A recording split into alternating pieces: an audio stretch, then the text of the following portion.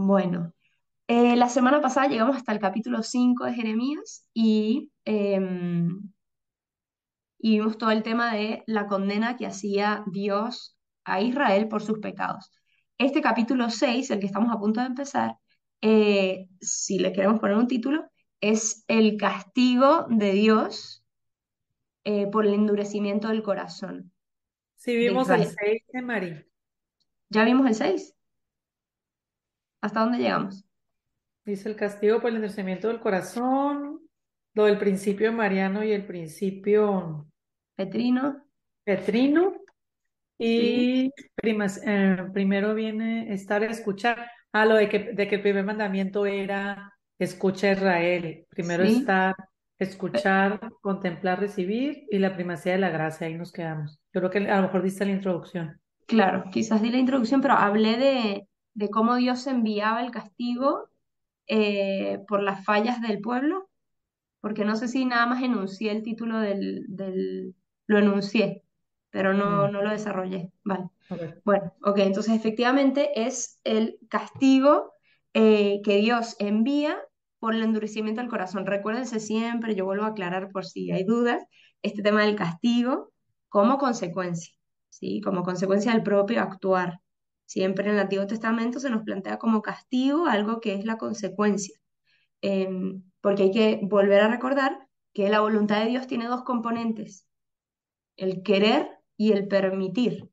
¿Sí? Dios lo que quiere lo envía y lo que permite es que deja que a través de la libertad humana y de las consecuencias de esa libertad suceda algo que Él pudiese eh, evitar que suceda. ¿Sí? ¿Por qué? Porque Él tiene el poder. O sea, si nosotros realmente creemos que Dios es todopoderoso, no podemos creer que nada ocurre, y eso es lo que pensaban los judíos, y por eso lo ponían con un solo verbo, el querer, o sea, que Dios siempre quería algo, pero no porque lo quería objetivamente, sino que lo permitía. ¿Por qué? Porque ellos al considerar a Dios como todopoderoso, nada que sucediera en este mundo pasaba como que hay por error que Dios no se dio cuenta que sucedió, sino que Dios al permitirlo, lo permitía porque Él era capaz, es capaz de sacar un bien de ese mal, ¿sí? Entonces, en el Antiguo Testamento nos vamos a encontrar constantemente las cosas como si fuese nada más una sola componente de la voluntad de Dios. O sea, Dios quiere que esto suceda, ¿no? Dios castiga como positivamente, Él hace que esto ocurra, ¿no? Pero hay que recordar que en la pasividad de Dios, dejando que algo ocurra, o sea, permitiendo que algo ocurra, Él, él actúa. ¿Por qué? Porque Él podía evitar que eso suceda, ¿sí? Porque es todopoderoso. Porque si no, a veces en nuestra concepción o entendimiento de Dios podemos caer en contradicciones, ¿no? Como si algo se le escapó a Dios, ¿no? Entonces, en cierta forma, entendemos que todo está bajo el paraguas de Dios, ¿no? O sea, el reino de Dios, Él gobierna sobre todo, ¿sí? Y es capaz de detener algo. Si no lo detiene, no es porque eso es más fuerte que Dios. Esa sería la contradicción, ¿no? Uy, esta persona hizo un daño. No, la Segunda Guerra Mundial, obviamente Dios no lo quería, ¿sí? Pero Dios lo permitió. ¿Qué quiere decir? ¿Que Hitler era más fuerte que Dios? No, nosotros no entendemos esto. Nosotros entendemos que Dios lo permite, misterios de la vida, y Él es capaz de sacar un bien de esto, ¿sí? Porque si no, también nuestra libertad sería ficticia. Cada vez que vamos a meter la pata, Dios nos quita la libertad, ¿no? Y cuando lo vamos a hacer bien, nos las vuelve a dar. A veces quisiéramos esto, pero así no son las reglas del juego. No, las reglas del juego es que si eres libre, eres libre. Aunque Dios mismo tenga que sufrir nuestra libertad, ¿sí? Bueno, entonces, el castigo por el endurecimiento del corazón de Israel, ¿sí? Recuérdense que las invasiones de los pueblos del mundo antiguo, ¿no? Era terrible porque llegaban y asolaban con la ciudad, o sea, la dejaban en ruinas. No es que invadían y bueno, y sacaban a la gente, no, no, asolaban, destruían, quemaban todo, ¿no? Entonces, Jeremías utiliza estas imágenes para describir el castigo que va a venir sobre Judá. El profeta entonces va alternando estas imágenes de destrucción con invitaciones de si ustedes no, si no se convierten, esto es lo que va a suceder un poco a través del miedo, a ver si el pueblo reacciona, ¿no? A veces es como nuestro último recurso, cuando alguien no quiere, no ve que se va a hacer daño. Entonces, por ejemplo, tú puedes hablar, perdón que a veces hago mucha referencia a esto, pero bueno, es el tema, ¿no? ¿No? A los jóvenes les puedes motivar con la castidad, con la belleza de la castidad. Y si no entra, al final les tienes que decir, bueno, ¿quieres quedar embarazado? No, tienes que tirarla con el panorama de, vos te sentís listo para tener relaciones sexuales y te sentís igual de listo para tener hijos. Y no, no, bueno, entonces, si te sientes listo para una cosa, te sientes listo para la otra, porque está unida, no está separada. Entonces, a veces usas el recurso del miedo, a veces pasa que el recurso del miedo es lo primero que usamos, y ahí está el error, ¿verdad? Porque Jeremías ya había utilizado el recurso de la atracción, de la belleza de Dios, de lo bueno, de la libertad, ¿no? Y aquí el pueblo está tan obstinado que tiene que usar la imagen ya de la destrucción y empieza a hablar de todo lo que va a venir, ¿no? Fíjense, capítulo 6 versículo 1. Huid, benjaminitas de Jerusalén, toquen la trompeta en Tecoa y izad la bandera en Betacarén, que llega del norte un desastre, se cierne una ruina imponente. A un pastizal delicioso puede compararse Sión. Allí entran pastores y rebaños, planta sus tiendas en torno y pasta cada cual en su porción. Declárenle la guerra santa, ataquémosla en pleno día. Ay de nosotros que el día se declina y se alargan las sombras de la tarde. Adelante, ataquemos de noche, arrasemos todos sus alcázares, que esto dice el Señor del universo. Talen árboles, construyan un talud contra Jerusalén. Es una ciudad condenada, repleta de toda opresión. Vamos a entrar aquí un poquito en detalle. Durante todo el capítulo 6, entonces vamos a tener imágenes de destrucción con invitaciones que en el fondo van a ser inútiles, ¿sí? Porque son invitaciones a renunciar a la idolatría y a volver a Dios con sinceridad de corazón. Si se fijan lo que acabamos de leer, se pone en boca de Dios, declaren la guerra santa. O sea, Jeremías le está diciendo que Dios dijo, declaren la guerra santa. Tomen en cuenta que la guerra santa era proclamada raramente y siempre contra los enemigos del pueblo de Dios. El impacto que tienen estas palabras, y más en el pueblo de Israel, es que se pone en boca del mismo Dios contra Jerusalén. Es decir, Dios combate contra su pueblo. Y fíjense lo que dice. Talen árboles, construyan un talud contra Jerusalén. Es una ciudad condenada. Fíjense que dice en el versículo 6, esto dice el Señor del universo. Talen los árboles, ¿no? Es una ciudad condenada. En el fondo se nos está mostrando cómo es un Dios que combate contra su propio pueblo. Entonces, esta expresión que, si se fijan en el versículo 9, esto dice el Señor del universo, rebusca en el resto de Israel como en una viña de los racimos, pasa tu mano por los pámpanos, lo mismo que un vendimiador. ¿A quién me voy a dirigir? ¿A quién conjurar y que escuchen? Tienen el oído incircunciso, son incapaces de entender, se mofan de la palabra de Dios porque ya no les agrada.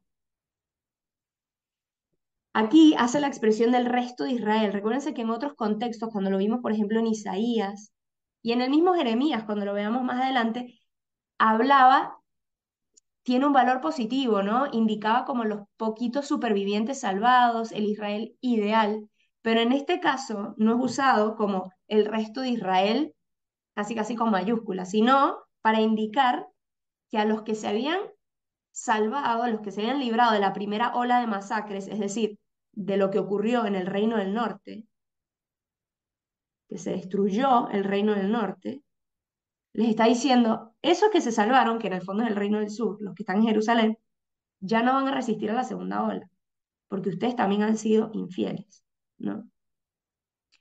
Entonces, se utiliza esta imagen de la viña del Señor. que es una imagen que ya vimos en Isaías y que sin duda nos evoca al Evangelio, que Jesús lo usa mucho, la imagen de la viña. Esta imagen de la viña nos habla de que incluso esta viña escaparán de la suerte común, de salvarse porque son hijos de Dios. Recuérdense que ellos se consideraban salvados porque eran hijos de Dios, no porque actuaran bien.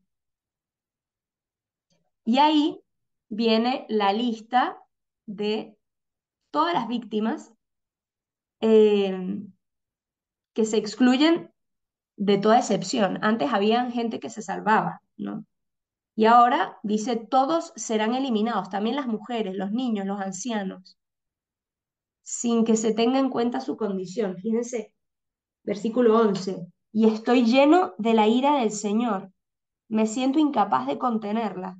Derrámala sobre los niños en la calle, también sobre los grupos de jóvenes, que alcance a hombres y a mujeres, adultos juntos con ancianos.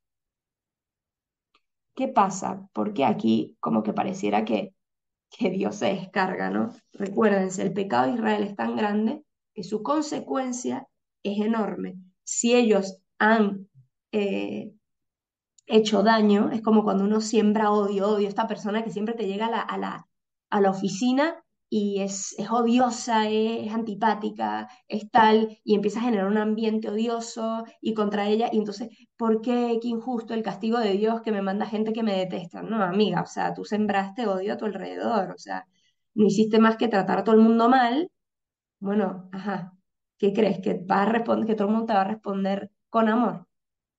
¿No? Como dice San Juan de la Cruz, ahí donde no hay amor, siembra amor y cosecharás amor, pero también ahí donde siembres odio, cosecharás odio. Entonces, la gravedad del castigo que se le está poniendo a Dios, ¿no? Como Dios castiga, en realidad, fíjense que es la gravedad de la consecuencia del pecado de Israel. O sea, el pecado de Israel era tan grave que iban a terminar matándose unos a otros, iban a terminar haciéndose daño terrible, ¿no? Esta crueldad se pone en relación con la conducta de los guías espirituales del pueblo. Si se fijan, más adelante, en el versículo 13, es que del pequeño al grande todos van tras su provecho, su propio provecho. Del profeta al sacerdote todos andan entre fraudes. Han curado la herida de mi pueblo, pero solo en apariencia, diciendo todo va bien y nada iba bien.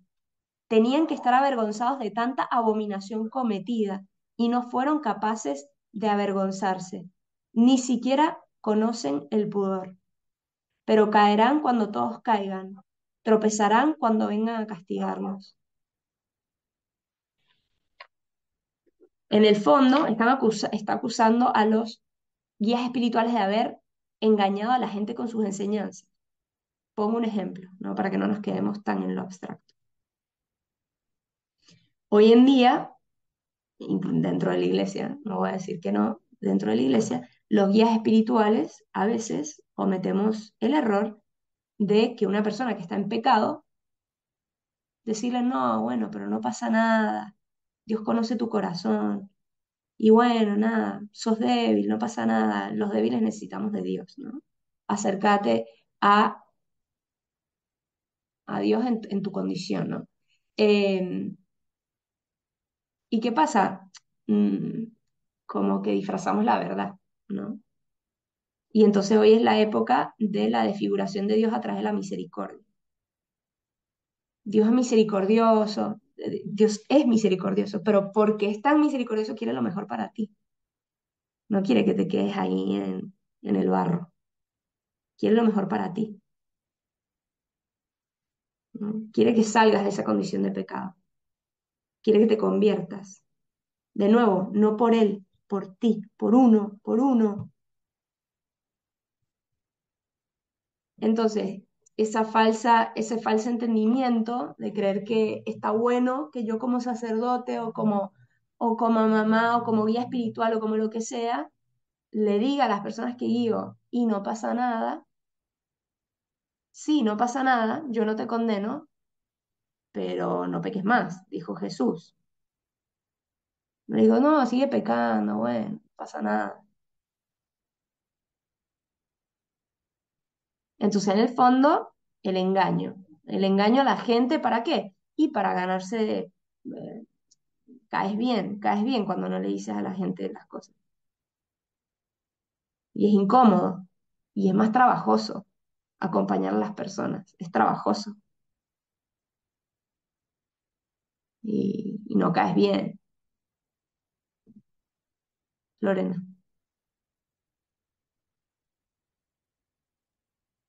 Fíjate que justamente ayer una vecina me decía que quería acercarse a la iglesia, si conocía algún grupo. Y entonces yo sé que ella está divorciada y que ahorita tiene otra relación. Y entonces yo le preguntaba, le digo, ¿qué estado civil tienes para saber hacia dónde dirigirte, ¿no?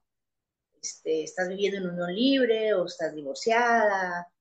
Y me decía, no, me dice, estamos divorciados ambos tienen hijos por los dos lados, ambos están casados por la iglesia, por los matrimonios, y se va a volver a casar en septiembre, ¿no?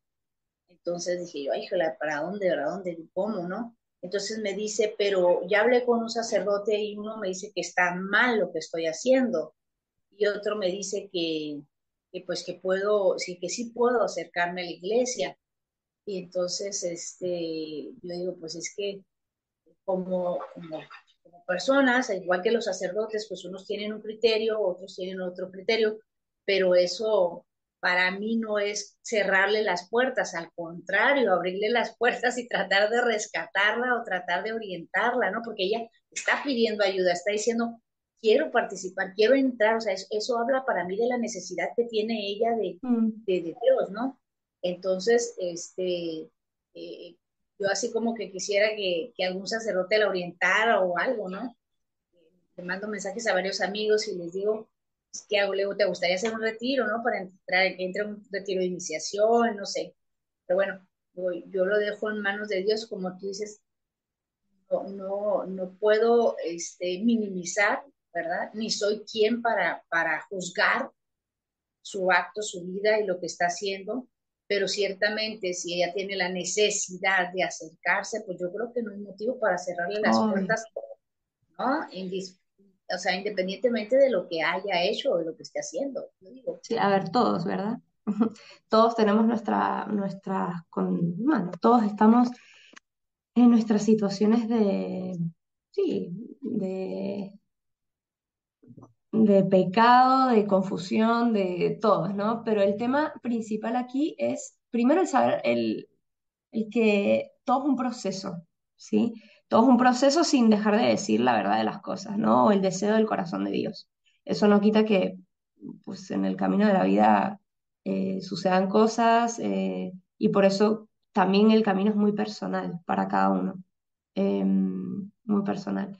Pero hay que tomar en consideración que sí hay un deseo de Dios, ¿no? El deseo de Dios no es absolutamente abstracto y hay un deseo por algo, que ese deseo de Dios se adaptar en el sentido de como un GPS, ¿no? Porque pues no nos determinan nuestros actos en el sentido que, bueno, cualquiera podemos tomar decisiones a veces, sí, en un momento dado de nuestra vida y que no fueron las más atinadas o lo que sea.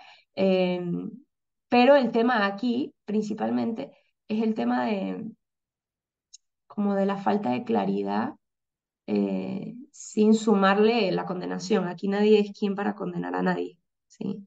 Esto es muy importante. De hecho, el otro día veíamos temas bioéticos en una clase y, y era muy difícil dialogar sobre la bioética sin meterte en la parte personal, ¿no? Es que mi tía, es que mi abuelita, es que es que mi primita, ¿sabes? ¿No?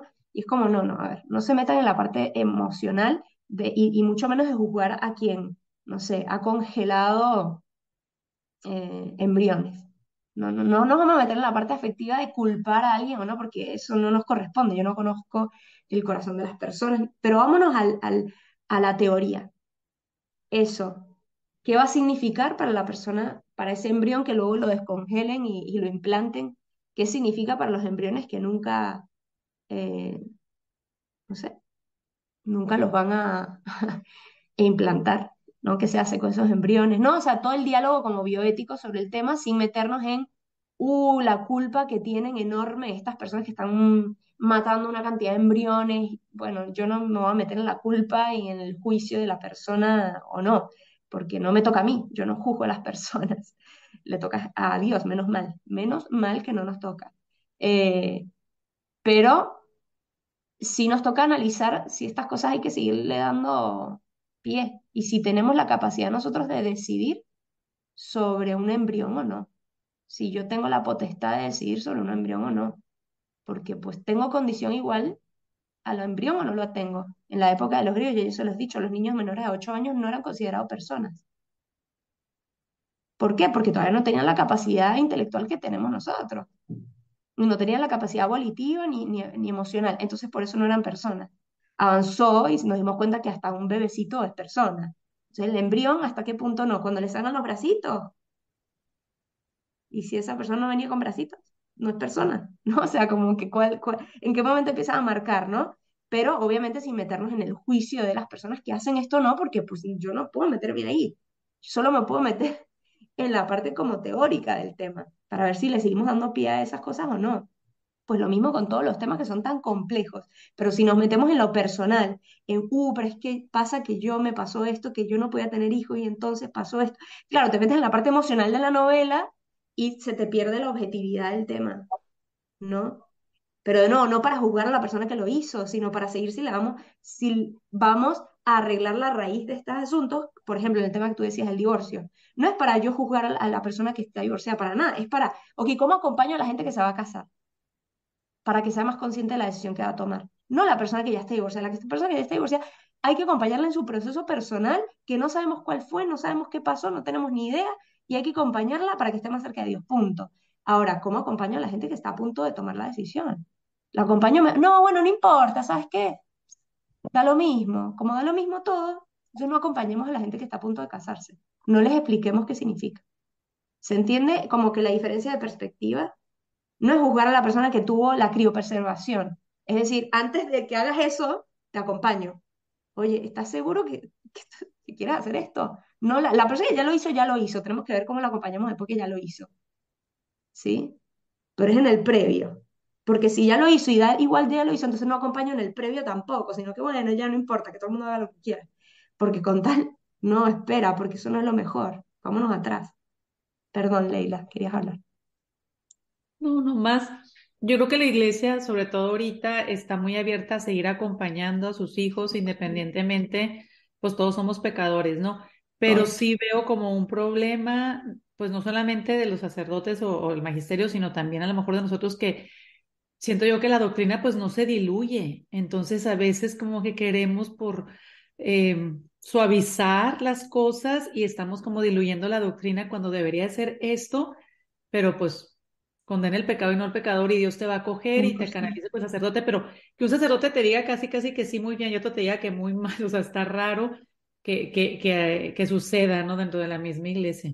100%. Es que ese es el tema. O sea, yo creo que aquí el tema es tomar en consideración que te viene una persona que ya está en esta situación y hay que acompañarla. Uno no sabe lo que le pasó a esa persona para llegar ahí, como yo misma que he hecho 1500 cosas, ¿no? El tema es que si por acompañar a esta persona se diluye la verdad, ¿no? La verdad para la gente que todavía no ha tomado decisiones, para la gente que todavía está creciendo, ¿no? Ese es el problema, ¿sí? Todos vamos a pecar, todos, ¿sí? El tema es, si eso, yo me prostituí y luego me dijeron, no, tú ya no tienes lugar en la iglesia. No, eso está mal. Yo tengo lugar en la iglesia y me llevan a sanar todo eso que yo viví, lo que sea, y a vivir ahora como una persona nueva, qué sé yo, buenísimo. Pero no es, no, ¿saben qué? Aquí la verdad que da lo mismo lo que haces con tu cuerpo o dejas de hacer con tu cuerpo. No está bueno porque las personas que ni siquiera han hecho nada con su cuerpo, no las estás ayudando a un camino de plenitud. No las estás ayudando a prepararse, ¿no?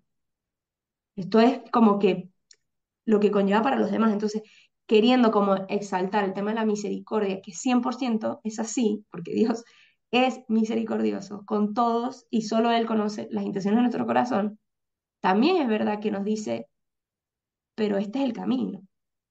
Si te equivocas, igual te voy a abrazar, te voy a coger, pero trata de indicarle a los que vienen detrás que este sí es el camino. O sea, bueno, Lorena.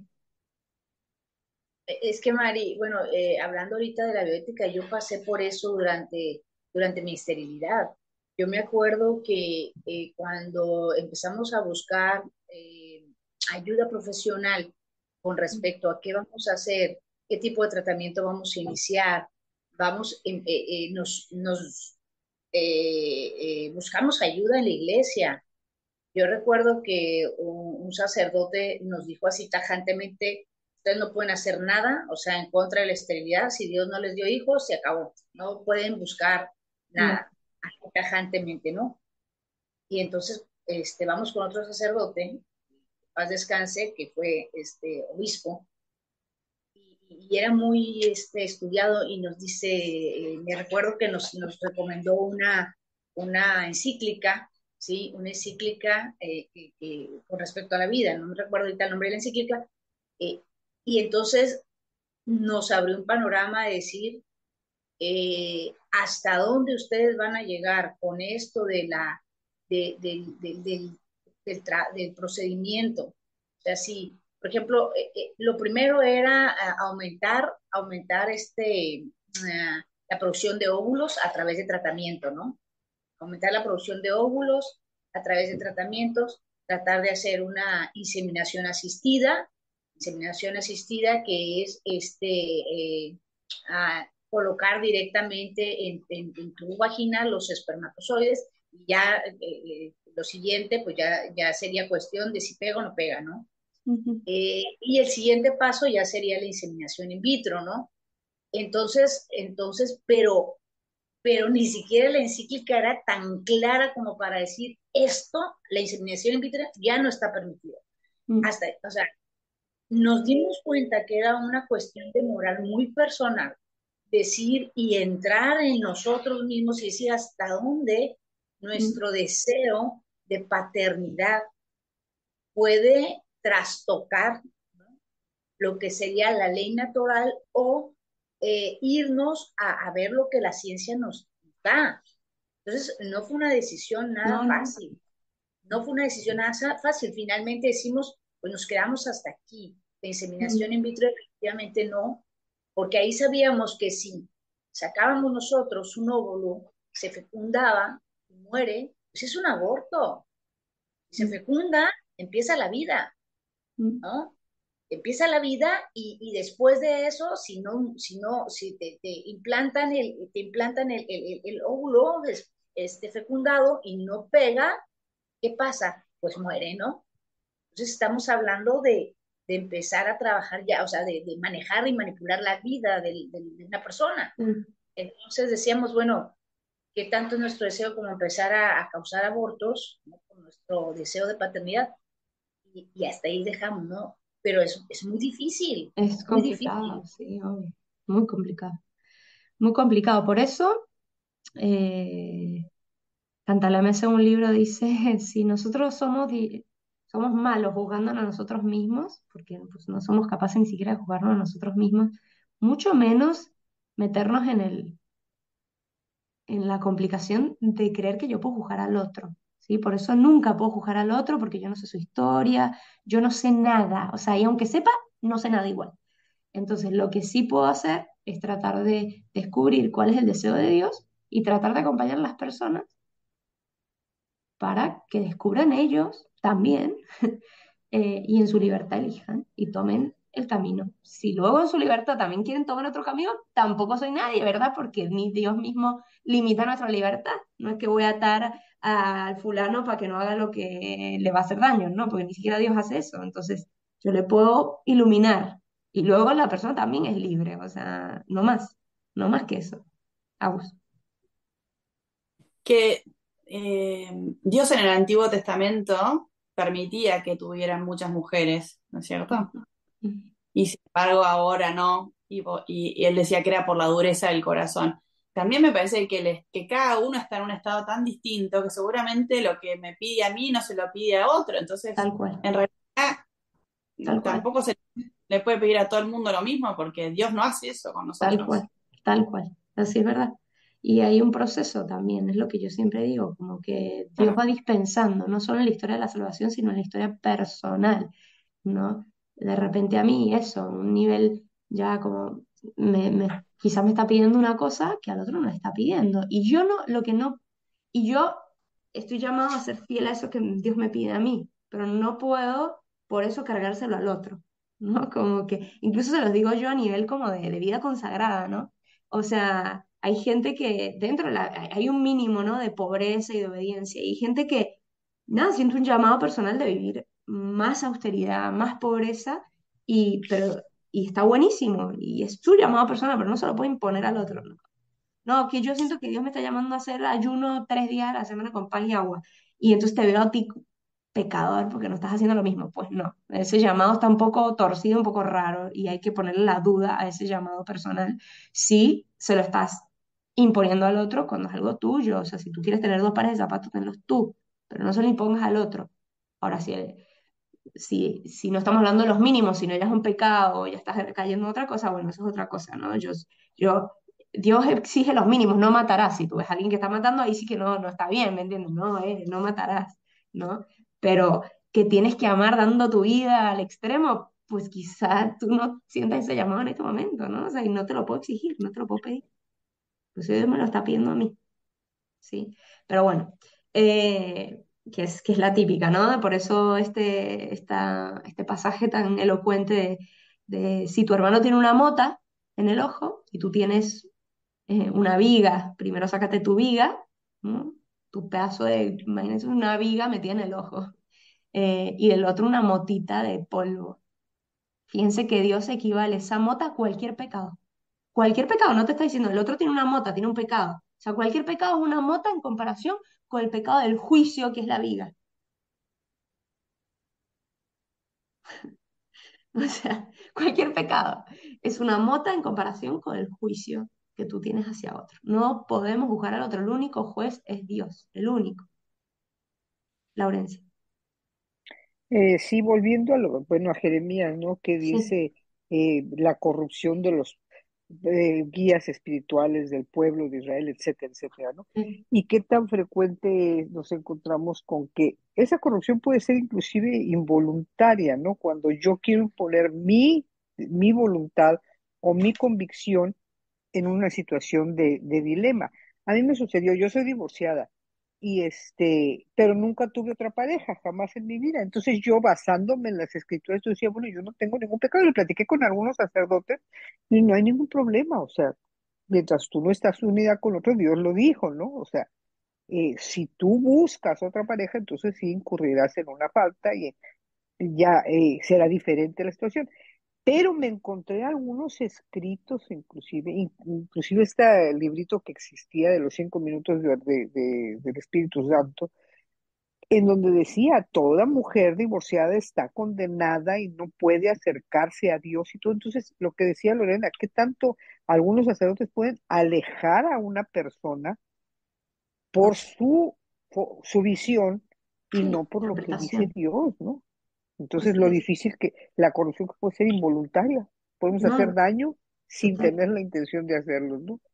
Total. Sí, no, total. O sea, uno de nuevo, incluso ante situaciones que para uno podrían ser evidentes, no hay nada evidente, porque solo Dios conoce el corazón, ¿no? O sea, no hay evidencias para uno no hay evidencias. De nuevo, todo esto es para acompañar, eh, más bien en, hacia dónde hacia un horizonte, ¿no? No es a quién yo me tengo que poner a la puerta de la iglesia a ver quién entra y quién no, pues yo sería la primera que no puedo entrar. Nadie entraría, ¿no? Si hacemos ese juicio así, nadie entraría, incluso porque me parece peor de nuevo, la viga, el primero que no entra es el que juzga al otro, ¿no? Entonces, yo no puedo entrar en ese lugar, por eso es un lugar muy poco pastoral. Ahora, si hay personas que me están pidiendo luz y demás, ahí es donde hay un error, ¿no? Eh, sí, es un error decir una cosa y que sea la otra, ¿verdad? Pero bueno, aquí luego entonces Jeremías continúa que la culpa del pueblo es agravada por el hecho de que Dios envió profetas. ¿Por qué? Porque Dios envió profetas diciendo y anunciando lo que Dios quería. O sea, no era desconocido para el pueblo lo que Dios quería. No, no era lo típico. Es que, ¿y sabían? Sí, sabían lo que Dios quería. Entonces, por eso es agravada la culpa del pueblo, porque el pueblo sí sabía. Dios, digamos, uno, cuando sabe que algo está mal, es distinto a cuando uno no sabe, ¿no? Es lo típico. Voy a un país extranjero y me pongo a manejar y yo sé que yo sé las reglas y me hago la que no las sé. Y incurro en una grave, en una, una pena peor interiormente. O sea, me siento culpable porque estoy mintiendo, porque sí sabía lo que tenía que hacer y no lo hice. Es distinto cuando objetivamente no sabías y con la paz. Estamos hablando de qué sensación interior te queda. Y con la paz de verdad que no sabías. Y te quedas tranquilo porque de verdad que no sabías. Pero cuando tú sabes y lo haces, la pena interior es mucho mayor. Y él les dice, les he enviado centinelas, les he enviado profetas, pero el pueblo rechazó conscientemente sus palabras. Recuerden, para que haya pecado tiene que haber pleno conocimiento, pleno consentimiento y materia grave. ¿Sí? ¿Por qué? ¿Por qué el pueblo rechaza conscientemente las palabras? Porque tenía la ilusión de que lo agradable a Dios era ofrecerle perfumes y holocaustos y que a Dios se le soliviantaba con eso. Cuando entonces en el fondo no estás buscando el bien, sino que estás buscando aplacar, pareciera la ira del Señor, ¿no? Es como quien va a misa, un poco eso por cumplir, ¿no? Para que se quede tranquilito Dios y yo cumplí, ¿no? Como que me va a proteger por eso. Entonces, la última sección del capítulo recoge la descripción de la invasión del norte, cómo el norte va entrando en el pueblo de Israel. Y el profeta pone en guardia a la hija de Sión. ¿Quién es la hija de Sión? Jerusalén. ¿Sí? Jerusalén. Recuérdense que la hija de Sión, Sión era Jerusalén, cuando le llaman la hija de Sión, también se refieren a Jerusalén, se refieren al pueblo, ¿sí? Recibe muchos nombres el pueblo de Israel. ¿Qué pasa? Que la hija de Sión ya se declara sin fuerzas y llena de angustia porque sabe que va a venir un ataque. Y lo vuelven, y Jeremías vuelve a exhortar al arrepentimiento sincero. Pero nuevamente sus palabras no son escuchadas.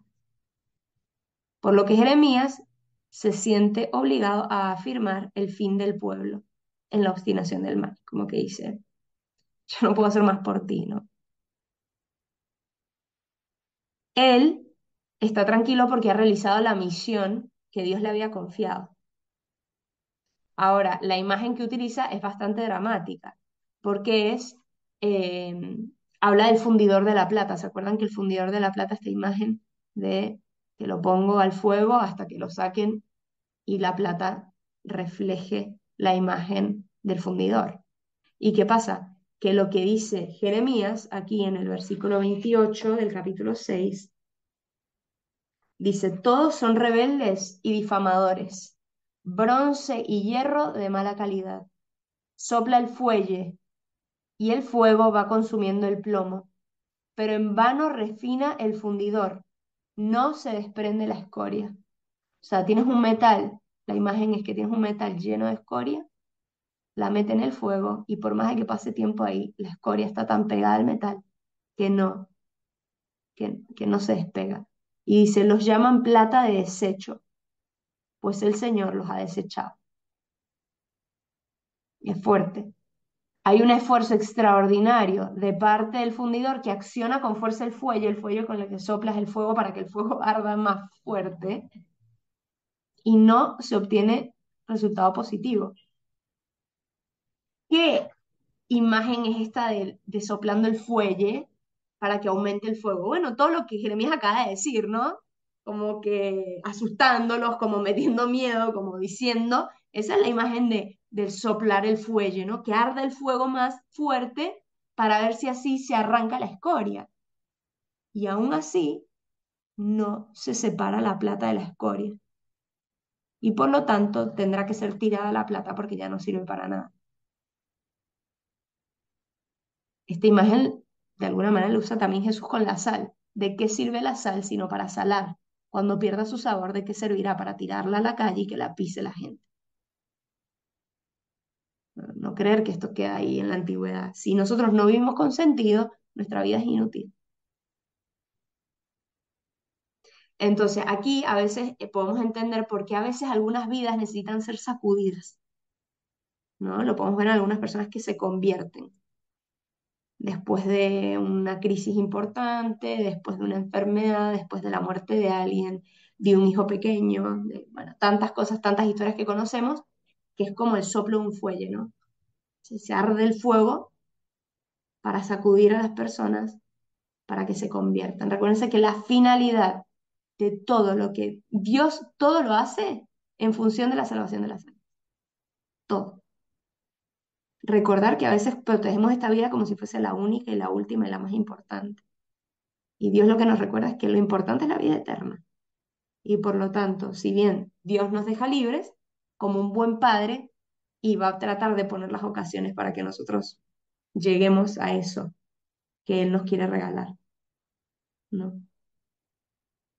No nos dice, bueno, hagan libre y aunque yo tengo algo súper lindo para, aquí para ustedes, vayan por libre. Luis, Sí, lo que veo que más que ponerlas, las permite que ocurra, porque no es que las mande.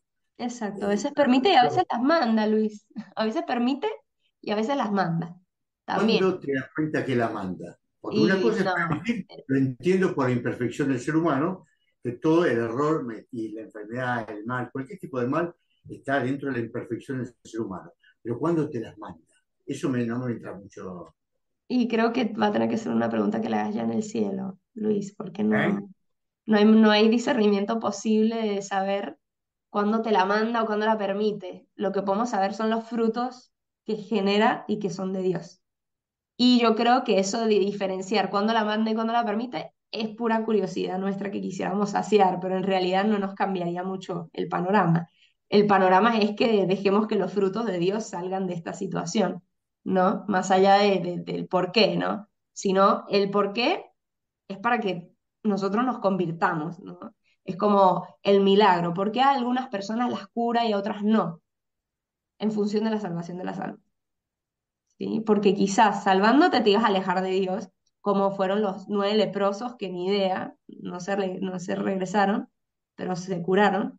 Y dices, bueno, ¿de qué sirvió? No sirvió de mucho, ¿verdad?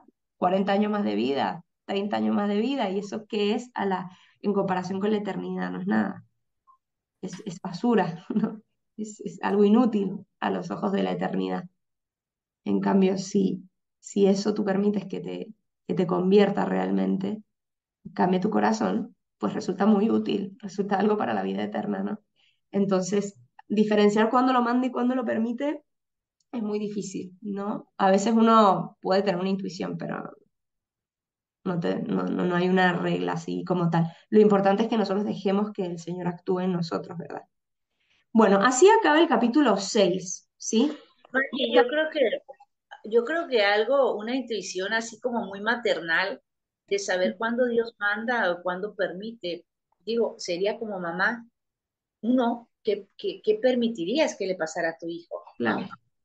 Entonces yo creo, uno como madre, uno no permitiría que le pasara una desgracia a su hijo.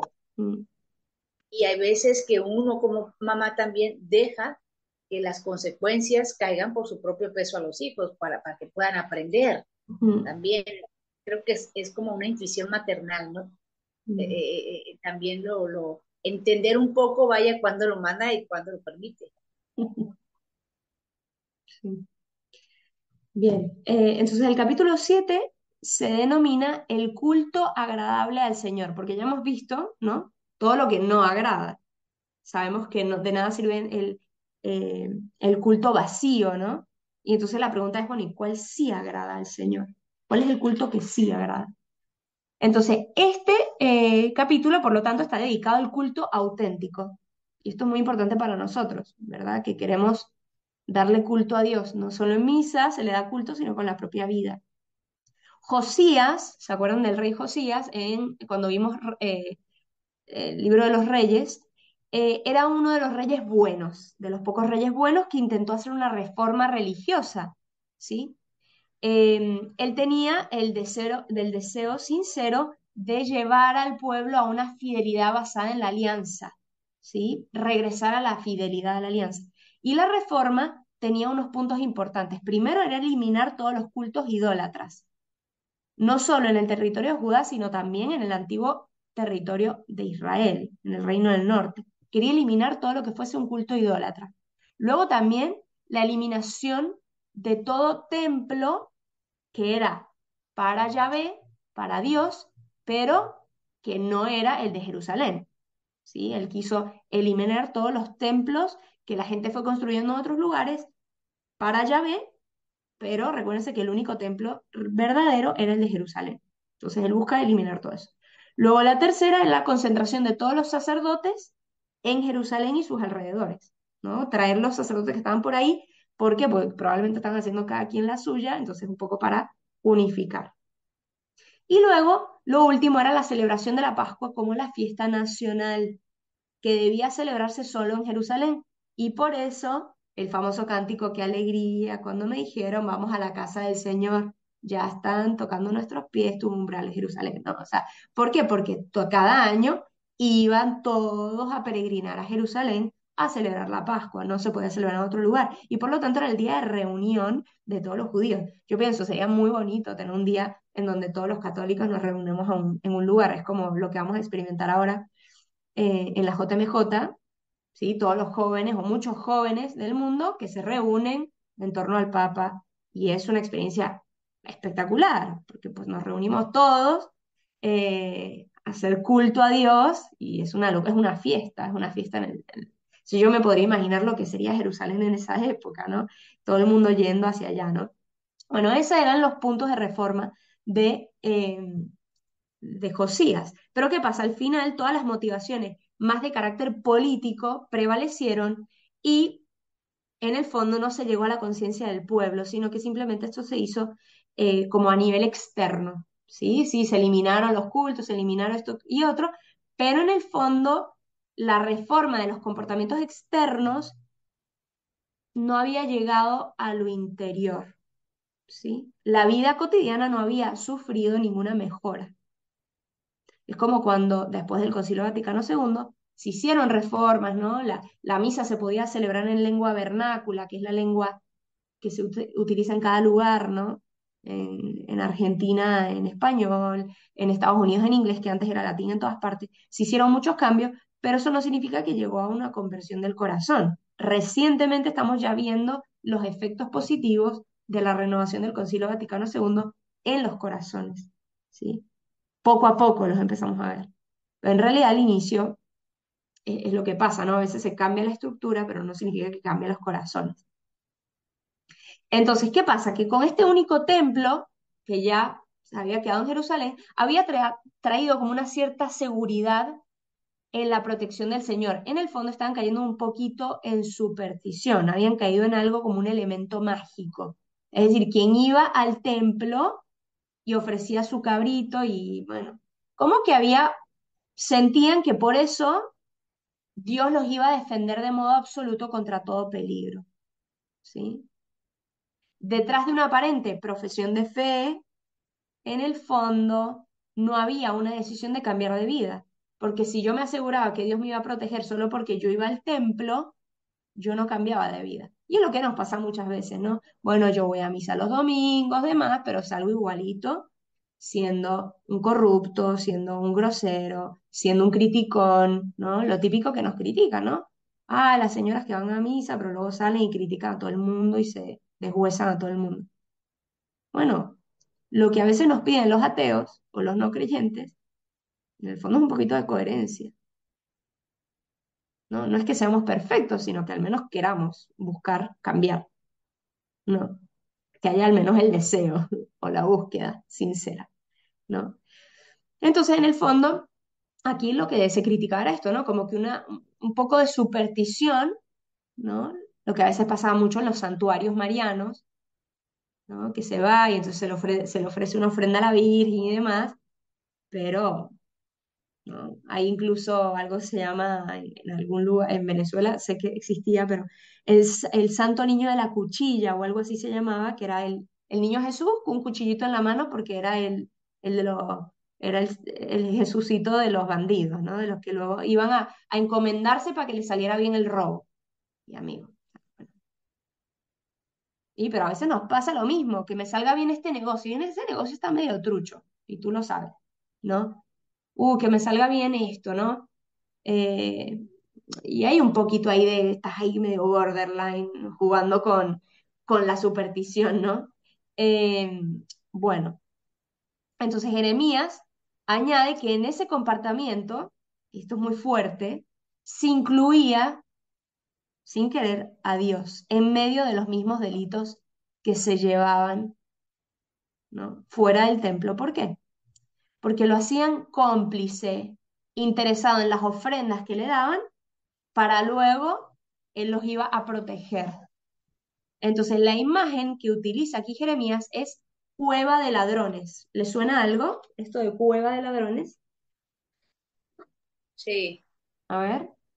cuando Dios entra al templo y se enoja porque afuera hay venta de palomas y casas de cambio y se enoja y les dice eso precisamente, no hagan de la casa de mi padre una cueva de ladrones. Bien, muy bien. Vámonos al capítulo 7, versículo 11, y dice, ¿creen que es una cueva de bandidos este templo dedicado a mi nombre? Atención que yo lo he visto, ¿no? Un poco, en el fondo, están viniendo y cobrando, los sacerdotes cobraban para ofrecer sus misas, ¿no? Para ofrecer sus sacrificios y pedir por las intenciones del pueblo, ¿no? Pero por intenciones que no eran del todo, no significa que no podemos pedir a Dios, ¿no? Sino que eran peticiones para obtener la protección ante cosas que luego ellos iban a hacer que no eran según la ley de Dios, ¿sí? Entonces, sin querer, es cuando vamos a, sí, a hacer peticiones de algo que va en contra de la voluntad de Dios, ¿no?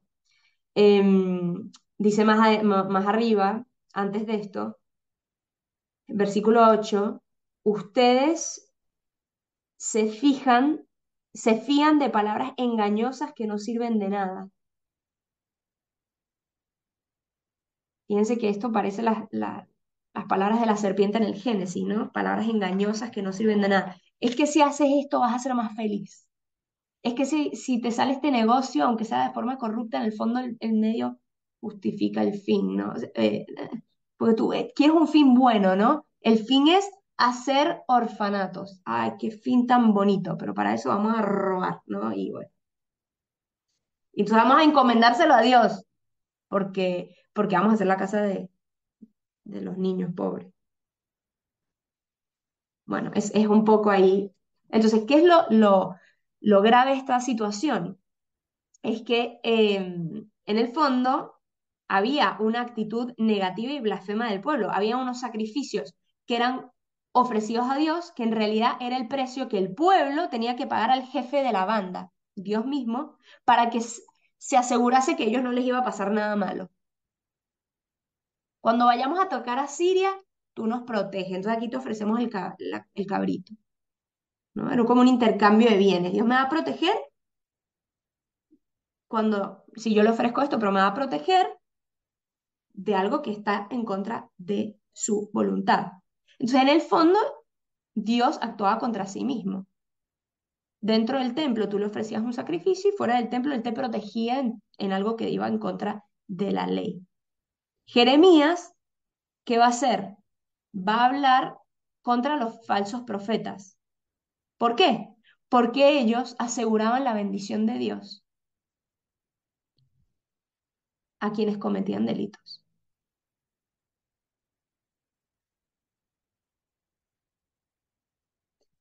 Entonces, bueno, les decía, ¿no? Esto no ¿Qué es está lo que bien. aseguraban de Dios? ¿Qué es lo Sí, que aseguraban? ¿Qué es lo que aseguraban? La rendición de Dios. no, los falsos profetas aseguran la bendición de Dios. La Bendición, bendición de perdón. Dios con tal de que tú ofrecieras un sacrificio. ellos te iban a proteger. Lo típico, ¿no? Cuando los brujos, ¿qué hacen los brujos? La brujería es eso, ¿no? Pagas para que al otro le caiga una maldición. Haces un intercambio ahí. ¿Qué pasa? Que si se fijan, cuando Dios dice aquí en el versículo 11, atención que yo lo he visto, él lo que dice es, soy plenamente consciente de lo que están haciendo y de sus intenciones. Entonces las consecuencias eran inevitables. El Señor trataría el templo de Jerusalén como había hecho con Silo, donde había estado la primera vez el Arca de la Alianza, que fue destruida. Es tu lugar, Silo. Jeremías pone así las bases para, para que el pueblo entienda que Dios no está a favor de las cosas que son contra su ley, aunque le ofrezcan su sacrificio. Entonces, Dios mismo dice aquí que Él los iba a entregar a Nabucodonosor. Entonces, en el fondo es una profecía de lo que va a ocurrir después, que es el exilio. Entonces, por la perversidad del pueblo, la reforma de Josías no había obtenido frutos positivos, sino incluso que no había conseguido eliminar completamente la idolatría, sino que de hecho nos muestra en la recriminación de Jeremías que Dios les dice a ellos, no crean que es a mí a quien ofenden. Fíjense, vamos al versículo 19. ¿Es a mí a quien irritan o más bien a sí mismos para su confusión? Fíjense, aquí claramente nos muestra que el pecado no es que irrita, claro que irrita a Dios, pero irrita a Dios porque nos ama y como un papá no quiere que nos hagamos daño. Pero a quién, o sea, es como decirte, es como si agarráramos una piedra y nos las claváramos en la cara, nosotros mismos. A Dios le hizo daño, al padre, a un papá que ve a su hijo golpearse. ¿Le hace daño físico? No. ¿Le hace daño espiritual, anímico? Que digan aquí los padres, ¿les causa daño, dolor, que el hijo se haga daño a sí mismo? Sí. Incluso a veces mayor de lo que el dolor físico te produce, ¿no? Te produce quizás sangre, un dolor en la cara fuerte, pero el dolor interior es mucho más fuerte a veces. Ese es el dolor de Dios. Pero ¿quién salió objetivamente dañado por el peñazo en la cara? La persona. ¿No? Entonces, si bien la idolatría, el pecado, es una grave ofensa contra Dios, en el primer momento es grave ofensa contra la misma persona que la practicaba. Y era la causa de todos los males. Entonces, em, ¿qué pasa? Que un pueblo que era tan obstinado en el mal y tan no abierto a la intercesión del profeta, la misión de Jeremías se reducía. Recuérdense que la misión de Jeremías al principio era destruir y reconstruir.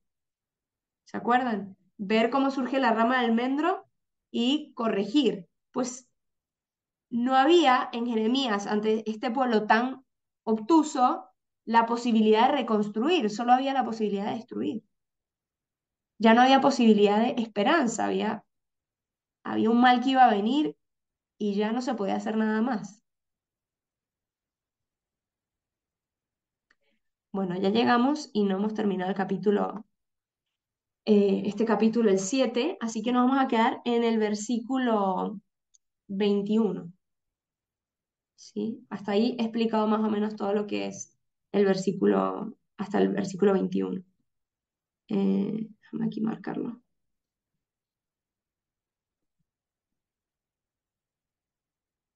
Ok, y ahora preguntas.